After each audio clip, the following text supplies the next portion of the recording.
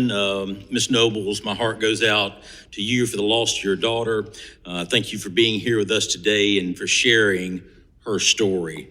As you've been told, this committee today, the man that took Kayla's life was in this country illegally.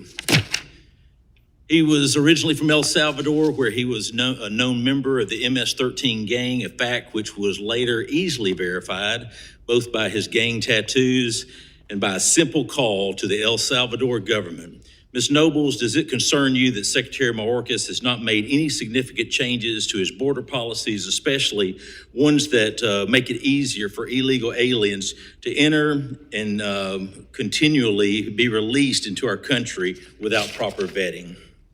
Yes, very concerning, because I don't want this to happen to someone else's daughter or child.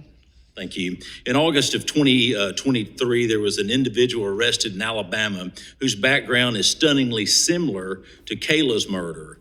He was an El Salvador illegal here in the U.S. He was also a member of the MS-13 and on El Salvador's top 100 most wanted list. He earned a spot on this list for aggravated kidnapping, attempted aggravated homicide,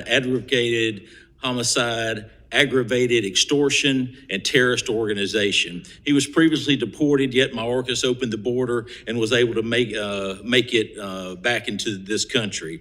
You start looking at this, Ms. Noble, this illustrates what we both know to be true. These are unfortunately not isolated events. As a matter of fact, from fiscal year 2021 to date, Border Patrol has recorded 41,162 arrests of illegal aliens with criminal backgrounds, approximately 88% higher than the combined previous fiscal years, the 4 years combined. Ms. Nobles, shouldn't just one instance that an illegal alien has endangered or taken the life of an innocent American like your daughter be a wake-up call to Secretary Mayorkas and President Biden? Yes, most definitely. As a member just said, there are no experts to raise their hands and say Mayorkas should be impeached. Ms. Nobles and Ms. Dunn, let me get one thing straight.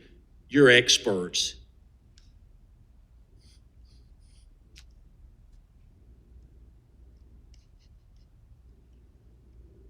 You lost it all.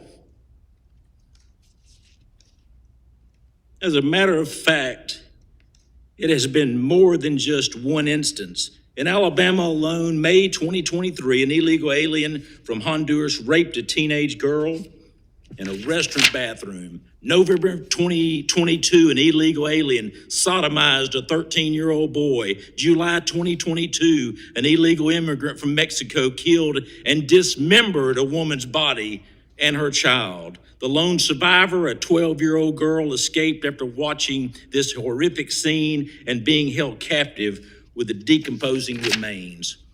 How many more stories like this will it take for Secretary Mayorkas and the Biden administration to wake up? The Stay in Mexico Act, it worked. The Stay in Mexico Act, it worked. I don't care which president was there, whether it was Obama, whether it was Trump, the Stay in Mexico Act worked. Process them, fuel up ICE air, send them back to the country of their origin. If not this, then what will compel them to act? I agree, Secretary Mayorkas is not the solution. He is part of the problem. He created this circus. He has failed to carry out U.S. law. 8.5 million illegals have crossed the southern border from 160 countries. They've come into our country. They're invading our country from 160 countries. Fentanyl crossing the border by planes, mules, drones.